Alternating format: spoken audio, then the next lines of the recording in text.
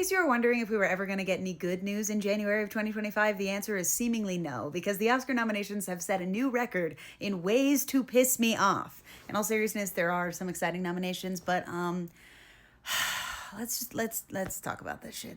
To give you the headlines, Emilia Perez got 13 nominations. The most a film has ever been nominated for an Oscar is 14 nominations. Emilia Perez is now the most nominated foreign language film in Oscars history. Luca Guadagnino got 0 nominations for either Challengers or Queer. Cinematographer Sayoma Muktapram, who did Challengers, Trap, and Queer this year, got 0 nominations. Trent Reznor and Atticus Ross were not nominated for Best Original Score for Challengers. Also, Nosferatu was basically only nominated for a couple of technical awards. That did include cinematography, though, and that is very deserved. Furiosa was also completely shut out. One bright spot, though, is that the animated feature film category, I feel like they got all the nominations right. This is a fantastic lineup. I really was not aligned at all with actress in a supporting role this year. I'm thrilled to see Isabella Rossellini there.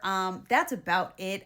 My list I knew was never going to get nominated. Katie O'Brien was never going to get nominated for Love Lies Reading, but I honestly think that what she did in that film is incredible. It's completely against typecast, and it was just so vulnerable and also like so multifaceted. Joan Chen in Dee Dee. I don't know why she wasn't part of the conversation. Dee Dee did not get the attention that it deserved. Carol Kane in Between the Temples, also incredible. And Danielle Deadwyler is one of the best actresses working today. She elevates absolutely everything she's in, and her career is going to drive me crazy because she never gets recognized for it.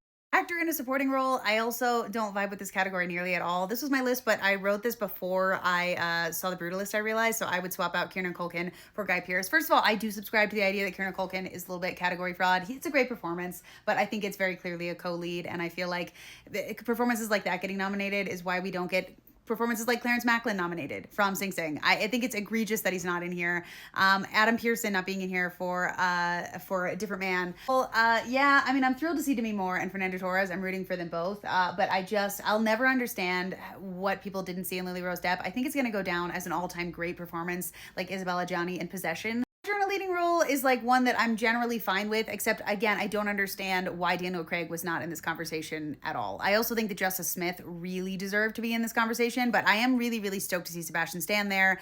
Colman Domingo and Adrian Brody both gave crazy, incredible performances this year, so generally pretty good. I actually think that the Best Picture lineup is like pretty okay. I actually think it looks really good altogether. I'm Still Here being in here, Nickel Boys being in here, The Substance getting a nomination. Really cool stuff.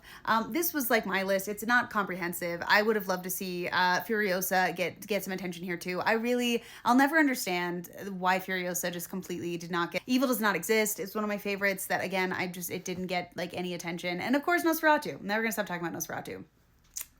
But one thing I would like to stop talking about is Emilia Perez. So